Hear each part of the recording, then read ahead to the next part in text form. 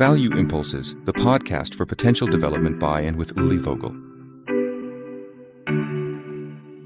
A very warm welcome to today's episode. Yes, part 2 of Can We Still Be Saved? Values in economy, politics, and society. And today it's about, well, the international level.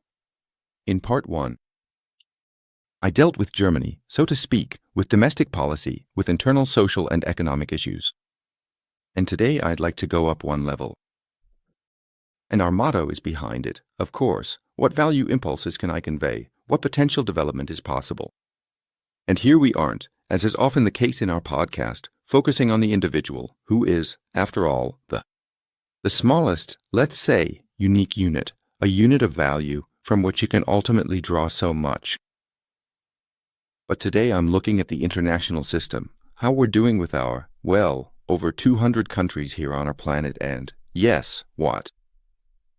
Values in economy, politics, and society are. Yes, so the why here too. Yes, values are central. We are values. And ultimately, the planet is also its values, meaning individuals aggregated into families, companies, societies, states, right up to the whole world. And in that context, maybe just a quick look at my professional background.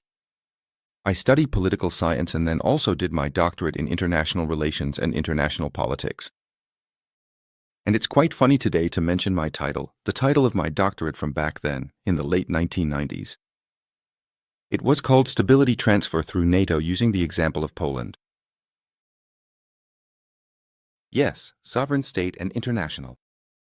Organization as actors and security producers in the international system. Given the situation we have with Ukraine, maybe it's something that, well, is gaining a certain relevance again today. In part 1, I structured it by setting up bipolar value axes.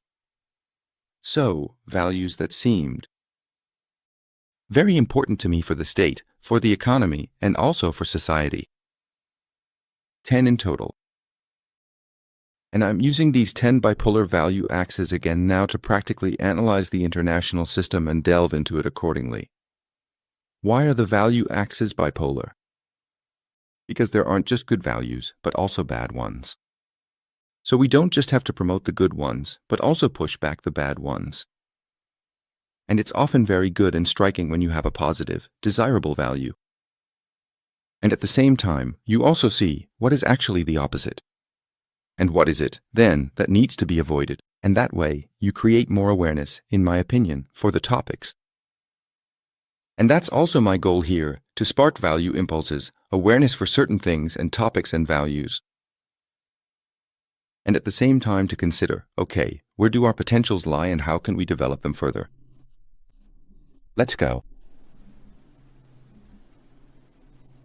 So, the first bipolar value axis was, for me here, the axis between freedom on the one hand and then, well, oppression on the other side. And if you take a look at human history, if we start from the advanced civilizations, until today, round about 5, 6, 7,000 years, then we find that freedom, that is, personal freedom, is quite a rare commodity, but rather oppression or the authoritarian state has actually been the norm, if we look at the reigns, the absolutist ones, but also the early kingdoms, whether it was the Egyptians, or others. Of course, there were good exceptions in the Greek sphere in antiquity and in the early Roman sphere as well, but if we take a look across the board, then it's all very ruler-centered, to put it that way. And so freedom is, well, more or less there, of course. The individual one, but ultimately, very, very quickly limited, by the state, by the ruler. And if we look at the world today, then more people are in, well, lack of freedom, you could say, so in authoritarian regimes than in free regimes or democratic regimes, And sure, if we mention China and company and so on, sure, they've created a lot of economic freedom, but I mean, if I travel to China today, and maybe express myself negatively against the regime there somehow, then I could also just be gone. And whether I then have a chance for a fair trial, and then maybe to be let out again, that remains to be seen. And then we have many such states in the world, of course, yeah. Just now, like El Salvador, Bukele has been re-elected there. Sure, he locks all the gangs away, and thus creates, so to speak, security in the state, but he's acting in a fully autocratic way. And if you denounce someone on the fly, then they're also in jail very quickly. Yeah, if we look at Africa, there are so many despots operating there as well. So freedom versus oppression is a cardinal problem that we have internationally. And of course, not just politically speaking for the freedom of individuals and within societies. Then, how they organize themselves, but also economically. Yeah, if I look today, and we see this with many investments made in, say, China or other authoritarian countries, that it's often very, very difficult for the investors. Yeah, to then have a way to really pull that out, to also act freely there. And that actually leads me straight to the second axis that I have here. Justice on the one hand and arbitrariness on the other. If we take the example of China again, perhaps. Germany in particular is extremely heavily invested. There, if we think of BASF, of Mercedes, of VW, especially many automotive manufacturers are very strong there. And China's opening up wasn't even that long ago. Yeah, that was in the 80s, yeah, with Deng Xiaoping, who created special economic zones here, Shenzhen and the like, and then pushed forward an economic opening here. And then there were joint venture opportunities, and it was always 50%, yeah, Chinese. And the Chinese benefited enormously. From the know-how as well. And of course, strategically speaking, they've moved into the fast lane in many areas. And if we look at how certain industries like the solar industry, now also electromobility and so on, are being fully pushed with subsidies. And then internationally, of course, it's very clear. Strategically, the goal here is to achieve a, dominant position, essentially a monopoly. Which has actually succeeded. Yeah, if you look at the German solar industry today, we are 100% dependent on what China produces. And there are now some considerations and activities to reduce these dependencies again and build something ourselves. But, justice, arbitrariness, freedom, oppression, my two axes, you really have to say, wow, you have to be careful. And I also like to always state it clearly. Many say we have to talk to everyone and change through trade, which has since turned out to be really nonsensical. It doesn't work. Yeah. Just because we trade with people, we can't change the political and social systems. But as the saying goes, you've made your bed, now you must lie in it. So if I'm dealing here with authoritarian states, get so deep, into the relationship that I then become dependent. Well, then, you really have to consider if that's so wise, yeah. I recently read in an article, the Chinese don't actually need an atomic bomb at all. They simply just need to stop sending antibiotics to Europe. And then it hits us, like, lethally across a very broad front. So, in that sense, there are all these stories now about friendshoring, nearshoring, inshoring, so no longer just outshoring or outsourcing to other countries in the globalized world, but people are thinking more carefully about it. And decoupling strategies, being pursued by the US accordingly, as well.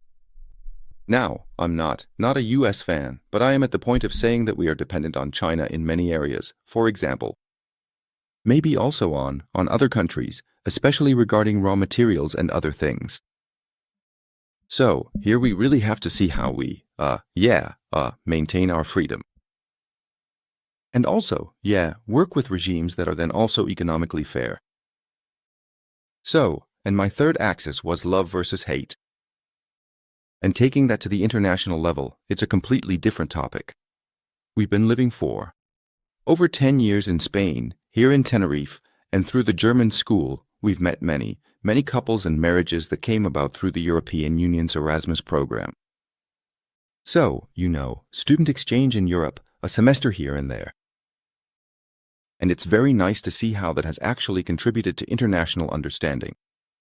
Simply that, The people who met during their studies from other countries then actually stayed together and had children, started families, which then, let Europe grow closer together by actually creating a connection based on love. And then, of course, we have the other point, the pole of hate internationally, which is naturally also filled with many prejudices. And that is something that we fundamentally, in my opinion, must fight very, very carefully. Right, because I mean, the Portuguese, the Hungarian, what can the average Hungarian do about the fact that the populist Orban has changed the country so much that it's not really a democracy anymore? Or what can the average Russian woman do about everything that Putin is doing there? And we have to be very careful that we don't end up quickly condemning the country when condemning a regime, and thus also all of its citizens. Yes, first of all, we should love all people and not just hate anyone per se. Of course, you might develop a sense of hatred towards someone who may have harmed someone very dear to you, yes. But those are individual aspects. And we have to be careful on the international stage that we don't fall into the trap that populism so often sets. The fourth point on my axis, cooperation versus going it alone. There we have David Ricardo, of course, as the economic theorist of comparative advantage, who also studied this international division of labor. And it's really quite excellent. Just as in the tribe, evolutionarily speaking, thousands of years ago in the Stone Age, people specialized, and through the division of labor, could do great things and cooperated. States can do that too, yes. And it's the same in the economy, but it's also the same in politics and in society. It's just diverse, you know. And cooperating here is important. So I can't just say, I won't talk to an authoritatively governed country, right? Who said that? I think it was Henry Kissinger, who passed away recently. Nations have no friends, they only have interests. Yes and no, but they obviously have interests. They also have friends, but and you have to be able to talk to everyone, right? But it's really about, as I said before, being careful about how closely you engage with someone who perhaps doesn't share your values. In that sense, I'm on the one hand for a value-based foreign policy for Germany, which I think works quite well in many areas. But on the other hand, you can't pursue that naively. You must, of course, be able to talk to everyone, even if you might not like it. And that leads directly to the fifth bipolar axis I've set up, namely tolerance versus discrimination. And by tolerance, I mean the recognition, yes, even the welcoming of difference. And Hartmann already published this in his book recently through Cliffhurst, because the book was a manuscript in the records in Knoxville at the University of Massachusetts, and he brought it to publication. The Revolution Against War, a truly excellent book. I'll also include that in the show notes accordingly, The Revolution Against War. And in it, he works out very precisely that he says, the non-recognition of difference, yes. In a community, to put it very generally, is the virus, is the fungus, is the pathogen at the end of war. So, that means if I stigmatize otherness, so to speak, and deliberately exclude it in that way, essentially creating a clear in-group and an out-group, let's look at Hitler as the worst possible example regarding Jewish people and so on, but also, of course, many others as well. Other things, then we see that we very quickly fall into excesses that lead us astray, not just to abysses, but to human abysses, leading to the, industrial destruction of human lives on a massive scale. So, that means we actually have to start very early, looking at tolerance versus discrimination closely here and to represent otherness in a positive way as well. Yes, I am currently here at the international level. And of course we need it there too, to recognize otherness and not to think in a missionary way that we are right, especially not the Europeans, who for 600 years more than mistreated other parts of the world, but to be appropriately tolerant here. So, we have to see that at the international level, but also on a small scale, right? to recognize otherness, to view it as something positive first of all. And that's just simple. And that's where the charlatans are also at work, saying, hey, that's bad. And then we're in the realm of populism. And then at the end of the day, the path is societal division, hatred, which then leads not far to war. The sixth axis for me was creativity versus lack of imagination. And I'm already at the point today of saying, Mamma Mia, we'd have a bit of room for improvement there, right, internationally in the creativity of relationships. I actually wanted to be a diplomat myself once. That's a story in itself. Fortunately, I didn't become one, so I didn't make it through the selection process, but I thought it was a very, very exciting, great profession back then. Today, I would say that it's very bogged down and bureaucratic too, and this kind of, well, sometimes lack of imagination in how we deal with each other. Internationally, there's a lot of room for improvement.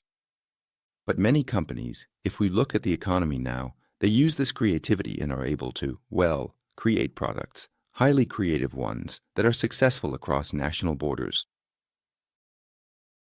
Yes, and it's not without reason that the Apples of this world and lately also, I would say, Microsoft, who are very, very innovative. And other tech giants who with creativity and in combination with technology have managed to achieve real quantum leaps. Now, you don't always have to approve of this, right, in certain areas. I'm actually very critical of it. And I say that certain monopolies or oligopolies might even need to be broken up. There are several, cases pending in the United States regarding this. If you look back to the 1980s, for example, and if you look at, Apple today, or whatever, I think they have revenues, that are close to the gross domestic product of Italy or similar. And then of course you have to consider, wait a minute, which players are involved here and is the primacy of politics actually still there? And of course they also shape society, right? I'm talking here about economics, politics, and society, yes. And when we think about things like Meta or Facebook and, Insta and everything that goes with it, the kind of influence being exerted. On the one hand, of course, communication that can happen so easily is quite excellent and, we have opportunities to, well, make our mark, to leave our scent. On the other hand, there is also a lot of abuse in this regard. So, creativity versus lack of imagination, there's a lot going on along that axis. And if we look at our history, there have always been bursts of creativity, yes. Look at the Renaissance period, and before that, the Middle Ages, right. The church actually capped creativity very, very tightly and, kept it down. And the Renaissance then achieved a great deal there with figures like Leonardo da Vinci, Michelangelo, and others. Or even the Enlightenment. Looking at Voltaire and so on and so forth. So it's very important that we also try, from an international perspective, to push past our limits, to think out of the box, in order to move forward. Seventh, bipolar axis, solidarity versus, selfishness. And when we look at that, then, I have to say, it's often a tragedy. Take development cooperation, for example. There's the GIZ, the Agency for International Cooperation in Germany, for instance. And when we think about development aid and so on, it's a real mess where I sometimes think, Mamma Mia, so much is being done wrong. Money is given to, well, let's say, autocratic, authoritarian systems where the aid not only fails to reach the people, but actually helps, in quotes, to cement the corrupt systems of these states. Yes, my good friend.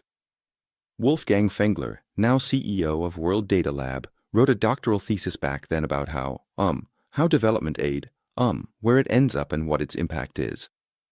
And so here, solidarity is of course something that in many societies, in politics and, also in business, is certainly seen as a good idea.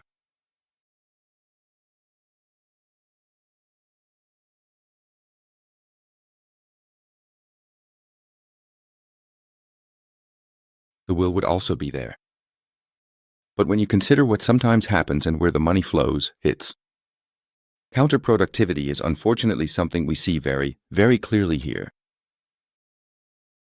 Eighth bipolar axis, responsibility versus free riding. So, NATO naturally comes to mind as an example here.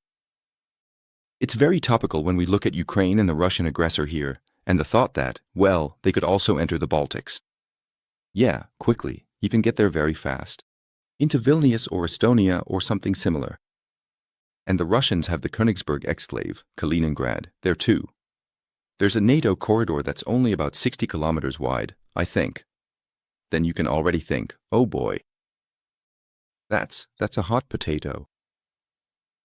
And when I think about how, in the last 70 years or almost longer since the Second World War, we Europeans have made ourselves quite comfortable under the American nuclear umbrella, saying, the Americans will take care of it. And of course, it was also in the American interest, I'll say, to keep Europe as a zone of influence and security, and they also liberated us from Nazism and so on, National Socialism. But we have to look to the future, and even in the recent past, you can say quite clearly that the Americans have a dwindling interest in Europe and, not without reason in my view, are saying, hey guys, take care of it yourselves. And here in Germany, we've had over 30 years of a peace dividend. Oh yeah, the others can do that, the Americans should do that. And if it comes to it, we'll just write a check at a donor conference or something like that. Hey, that doesn't work. Yeah, we also have to take responsibility. Internationally, now in security policy, which I'm talking about, but I also think in social policy. Meaning we also proactively represent our societal values to the outside world. And also in the economy, clearly stating that we'll cooperate closely with these or those states, and maybe not with others. Ninth point, ninth bipolar axis, positivity versus negativity. Now, as far as states are concerned, I looked at it domestically before, there are already trends. Here, I said in part 1 that there's also a lot of negativity in society. If you look at it on the international stage, I'd say the vast majority of states, those wanting to develop, have high positivity, they see the opportunities. They want to move forward. But that is, of course, often a very, nationalistic positivity. And that's understandable on the one hand, if we quote Ricardo again here, the International Division of Labor. On the other hand, we're failing to organize this internationally in a positive way so that we can really dedicate ourselves to the issues that have simply become important. I saw a news report again this morning, here in Tenerife or on the Canary Islands, the warmest January in 61 years. So if we look at climate change or similar points that we see regarding environmental pollution, and so on, we see that we're simply not managing to tackle this positively as humanity. And after all, we don't have a planet B. We have no other habitat, and sometimes the thought occurs to me, it's just unbelievable. How can we not manage to move forward positively here and?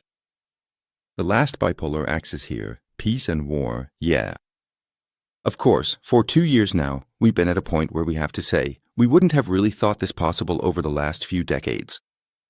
Sure, there was always something or other in the 90s, the Balkan Wars, and then there was something there too in the Russian sphere of influence, and of course, repeatedly in the African region or elsewhere.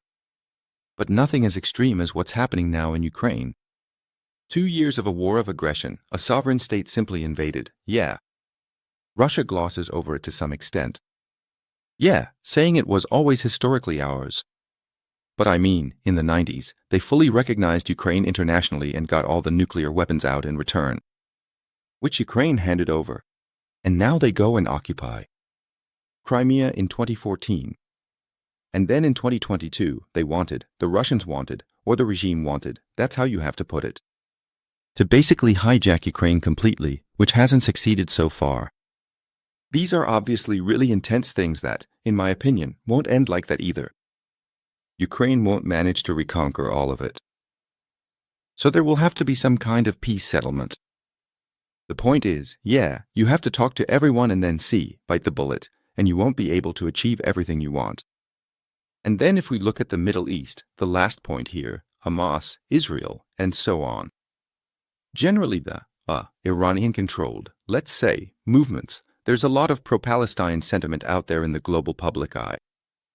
In some places also pro-Israel, of course, you have to look very closely, But if you look at the whole thing from an international law perspective and so on, and consult the experts, then you shouldn't judge too quickly for one side or the other, but the danger that exists is a wildfire spreading across this region. And then there are a few other hotspots around the world. So, peace is not necessarily the normal state of affairs. Unfortunately, in our world history, to put it that way, we've had a really great time for 30 years now. You could say the generation that experienced it like I did, or those who belong to mine. That was the sweet spot we had here, and now reality is catching up with us again. But Hartman says that, in and of itself, it's not at all, how should I say, inevitable where we're headed into war or the like, but rather war, like peace, is man-made. Yes, that means we can, yes, internationally speaking, actually achieve success here. It's not written anywhere and it's not in our genes. Or anything that war has to happen. No, it begins with the recognition of difference, so not allowing this virus of war by acting, so to speak, in a discriminatory way towards other, whatever, cultural, other, economic, social, political ideas, but rather accepting the difference. And reaching a balance of interests with each other and thus also forming majorities that then, yes, move towards government. Hartman was far ahead back then and also spoke of world government and thought the United Nations was actually a pretty good way to achieve that. I'm skeptical about that, but it's certainly true that sovereign states, as we call them today, are a major.